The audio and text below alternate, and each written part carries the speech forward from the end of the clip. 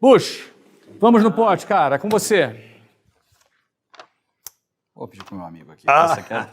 De quem é o papel de construir e estabelecer a cultura? Não, me veio o teu nome na cabeça, não sei porquê. Do líder. Eu acho que assim, porque nas empresas pequenas, e aliás, eu acho que a maior parte do nosso público não tem empresa com milhares de, né? Então, são minorias, são poucas empresas que têm milhares de pessoas. Então, é mais fácil ainda, porque assim, se você tem uma empresa pequena ou média, como eu tenho, é claro que a cultura é do fundador, é das pessoas que estão ali vivendo com você no dia a dia, e depois a empresa vai ficando grande, não faz diferença. Então, todos vocês têm empresa com um monte de gente, mas se você for lá na ponta, eu conheço algumas pessoas do Flávio. O Flávio, é a cópia dele lá na ponta, tá? O líder dele.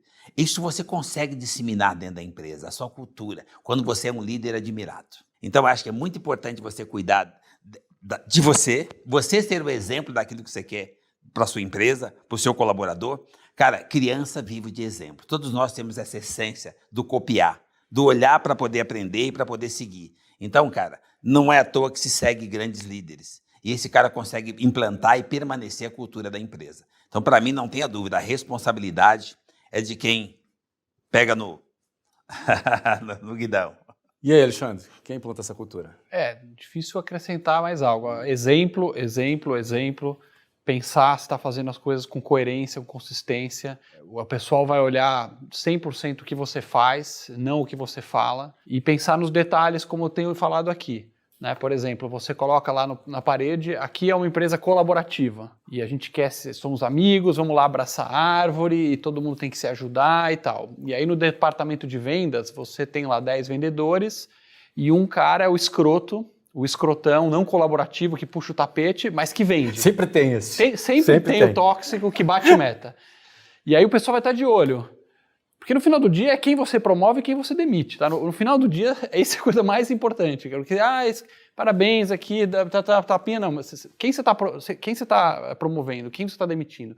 Então, se você pegou o tóxico e você demitiu o cara e falou, infelizmente, pessoal, esse cara aqui, apesar da venda dele ser alta, realmente vai fazer falta para nós, esse cara não está no nosso valor da colaboração. Então eu tive que tirar ele do setor. Aí você construiu realmente uma liderança. Você trouxe um ponto. Agora, se ficar lá no somebody love, não, veja bem, tal, mas não é bem assim, você pode escrever na testa de todo mundo colaboração, o valor vai embora por água abaixo. Tem uma ferramenta simplérrima, né? Que é um eixo vertical, cultura, horizontal, resultado. E aí a gente quebrar em 4 blocos e entender as pessoas. Tem muito empresário que dá um tapinha pro lado pro cara, não tem cultura, mas tem resultado, vou manter. E aí ele vai acabando com a cultura exatamente porque aqueles espaços tinham que estar vazios. Ele tinha que estar constantemente adaptando. E aí, nesse ponto, eu acho que entra o modelo que mais ou menos é o seguinte, né? Não é o suficiente vestir a camisa, eu preservo os tatuados. É fácil de destruir. Cultura é difícil construir e fácil de acabar. É muito difícil destruir. São anos e anos e anos de consistência, coerência e seguir a risca o que você está colocando na parede. E é uma coisinha para você destruir esse trabalho. Quem é pai e mãe sabe, é o melhor exemplo para ver como a gente falha como empresário muitas vezes, né, como líder. Eu lembro do meu filho pequenininho andando de carro, aí ele aprendeu os números. E ele, pai, é 80 km por hora a placa, por que o carro tá 100? E aí nessa hora tu faz o quê? Nessa hora eu tive que baixar e dizer, desculpa, não tinha visto. Porque se eu disser, não dá para fazer, filho, eu tô acabando com a cultura do meu filho. Eu acho mais do que eu falar, Flávio, acho que o ponto do Alexandre foi muito importante, porque todos os empresários se deparam com essa situação.